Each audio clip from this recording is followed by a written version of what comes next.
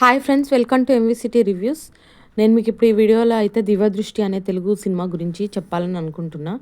ఈ వీడియో కనుక మీకు నచ్చినట్లయితే లైక్ చేయండి, షేర్ చేయండి, సబ్స్క్రైబ్ చేయండి ఫ్రెండ్స్. ఈషా చావ్లా చాలా రోజుల తర్వాత ఒక మూవీ తీసింది, అదే దివ్యదృష్టి. సో స్టోరీలోకి వెళ్తే ఒక బ్లైండ్ లేడీ ఉంటుంది, వాళ్ళ ట్విన్ సిస్టర్ కూడా బ్లైండ్ ఉంటుంది. అంటే వాళ్ళకు మొత్తం బ్లైండ్ కాదు, కళ్ళు కనబడకపోవడం కాదు, ప్రోగ్రెసివ్ బ్లైండ్నెస్ వస్తుంటుంది. అంటే స్లోగా బ్లైండ్నెస్ అనేది పెరగడము. అయితే ఆ ప్రాబ్లం వాళ్ళ ట్విన్ సిస్టర్ కూడా ఉంటుంది. ఆ ట్విన్ సిస్టర్ సడన్గా అన్ఎక్స్పెక్టెడ్గా వాళ్ళ ఫ్లాట్లోనే ఒకరోజు చనిపోతుంది.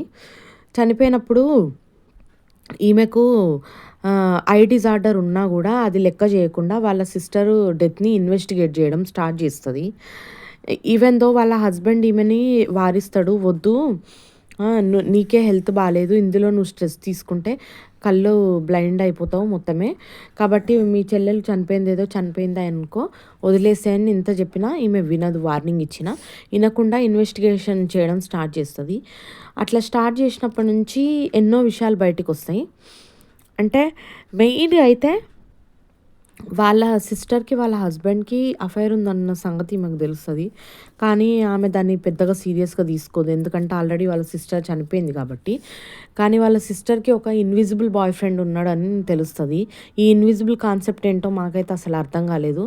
అంటే ఇన్విజిబుల్ అంటే వాడు సీసీ కెమెరాలో కనబడా ఏంటి అనేది. వాళ్ళు ఇద్దరు కలిసి, వీళ్ళ సిస్టర్ వాళ్ళ బాయ్ ఫ్రెండ్ కలిసి ఒక హోటల్కి వెళ్తే వాళ్ళెవ్వరు కూడా ఆ బాయ్ ఫ్రెండ్ గురించి చెప్పలేకపోతారు, అతని పోలికలు కానీ.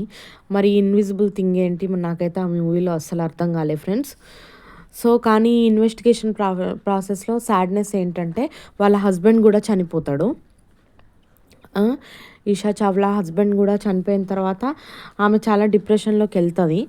అయినా కూడా అందులోంచి తేరుకోవాలని అనుకుంటుంది. కానీ ఈ మెంటల్ స్ట్రెస్ వల్ల పూర్తిగా ఆమె బ్లైండ్ అయిపోతుంది. కానీ ఆమె మొత్తం బ్లైండ్ అయిపోయిన తర్వాత ఆమె లైఫ్ ఇంకా రిగరస్గా అయిపోతుంది. ఎవ్వరూ ఆమెని మంచిగా హ్యాండిల్ చేయరు. ఈవెన్ ఒక నైబర్ కూడా ఆమెను సెక్సువల్ అజాల్ట్ చేయడానికి ట్రై చేస్తాడు. అంటే ఈ మూవీ చూసిన తర్వాత ఒక అమ్మాయి బ్లైండ్ అయితే వాళ్ళతో ఎట్లా సొసైటీలో ఉన్న ఒక్కొక్కరు ఆమెను ఎట్లా హ్యాండిల్ చేస్తారు అనేది అయితే బాగా చూపించారు. అంటే మనకే చాలా పాపం అనిపిస్తుంది అరే అని. కానీ ఇంకా క్లైమాక్స్లో విలన్ ఎవరు అనేది రివీల్ అవుతుంది, అదే మన సునీల్. కానీ సునీల్ అయితే ఈ మూవీలో పెర్ఫార్మెన్స్ అదరగొట్టేసిండు. అంటే పెద్ద డైలాగ్స్ ఏమి ఉండకుండా ఓన్లీ ఫేస్ తోటే మనల్ని భయపెట్టిస్తుంటాడు. కానీ క్లైమాక్స్ మాత్రం చాలా ఎక్స్టెండెడ్గా ఉంటుంది. ఈవెన్ ఒక బ్లైండ్ లేడీ ఇంత ట్రై చేసి వాళ్ళ సిస్టర్ డెత్ని కనుక్కోవడం అనేది అయితే చాలా వింతగా ఫార్ ఫ్రమ్ రియాలిటీ ఉంటుంది ఫ్రెండ్స్. కానీ ఈ మూవీలో ఒక బ్యాక్లాగ్ ఏంటంటే ఇది మొత్తం లాగింగ్గా, సైలెంట్గా, టోటల్గా స్లోగా ఉంటుంది. కొంచెం క్రింజ్ లాగా, బోరింగ్ లాగా కూడా అనిపిస్తుంది. కానీ ఆ క్రింజ్ను మనం తట్టుకొని చూస్తే స్టోరీ మాత్రం బాగానే ఉంది. కానీ ఒకసారి అయితే ఈ మూవీ చూడొచ్చు ఫ్రెండ్స్. సో ఇది సన్ నెక్స్ట్లో ఉంది, ఈటీవీ విన్లో కూడా వచ్చే ఛాన్స్ ఉంది. మీకు వీలైతే ఒకసారి ఈ మూవీ కంపల్సరీ చూడండి ఫ్రెండ్స్.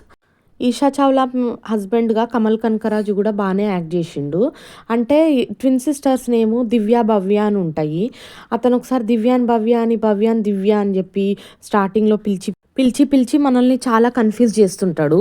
కానీ తర్వాత రివీల్ అయింది ఏంటంటే వాళ్ళ ట్విన్ సిస్టర్తో ఇతనికి అఫైర్ ఉండడం వల్ల ఆమెను మిస్ అయిపోయి చనిపోయిన తర్వాత కూడా ఊరికి ఆమెనేమే తీస్తుంటాడు.